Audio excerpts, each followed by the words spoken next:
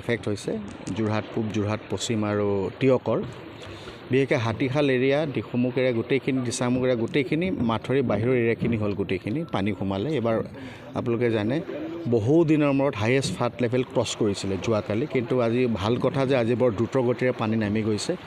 আৰু সব ঠিকে ঠাকে থাকিলে ৰাতিলৈ বা কাইলৈ ৰাতিপুৱালৈ ডেঞ্জাৰ লেভেলৰ তললৈ নামি যাব আমি ইতিমধ্যে বাকীখিনিৰ আমি ৰিলিফ পঠোৱা আৰম্ভ কৰিলোঁ টিয়কলে কাৰণ তাত মটৰেবল হৈ আছে কিন্তু আমাৰ যিটো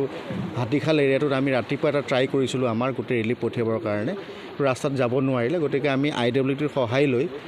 এখন নাও ইতিমধ্যে আমাৰ গ'ল দ্বিতীয় নাও এইখনত আমি এতিয়া পঠিয়াম আমি গোটেইখিনি তেখেতলৈ 3 দিনৰ কাৰণে ৰিলিফ পঠিয়াই আছোঁ মই এবাৰ গৈ তেওঁলোকক চাই আহোঁগৈ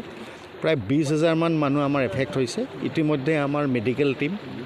আৰু খোৱা পানীৰ ব্যৱস্থা আমি কৰিছোঁ মেডিকেল টিম ঘৰে গৈছে এইখন নাওতো মেডিকেল টিম এটা যাব এটা টিম ইতিমধ্যে কাকজানৰ তাত আছে আমি আমাৰ ফালৰ পৰা যথেষ্ট আমি চেষ্টা কৰি আছোঁ যে ৰাইজৰ একো যাতে কষ্ট নহয় বানপানী শুকোৱাৰ পিছত সমস্যা বহুত আহে মানুহখিনি শিবিৰৰ পৰা ঘৰলৈ ঘূৰি যায় ঘৰ দুৱাৰ ভাগে লগতে সেই সময়ত মানে ফ্লাড এফেক্টেড এৰিয়াবিলাকত আপোনাৰ বিভিন্ন ধৰণৰ ৰোগৰ প্ৰাদুৰ্ভাৱ হয় সেইখিনিৰ সৈতে মোকাবিলা কৰিবৰ কাৰণে আপোনাক আমি এডভান্স হিচাপে কৰিলোঁ আমাৰ কমিউনিটি হেল্থ অফিচাৰ আছে ইতিমধ্যে তেওঁলোকে আৰু আশা কৰ্মীৰ লগত তেওঁলোকে ইতিমধ্যেই বাইন উদ্যোগ এৰিয়াত আছেই ইতিমধ্যে আমি এছেছমেণ্ট আৰম্ভই কৰিলোঁ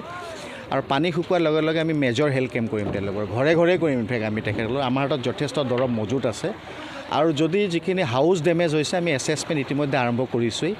আমাৰ চৰকাৰৰ নীতি নিয়ম আছে হাউচ ডেমেজ মতে আমি ৱাৰ ফুটিং তেখেতসকলৰ কাম কৰিম ইয়াত কোনো ধৰণৰ কাপন্য কৰা নহয়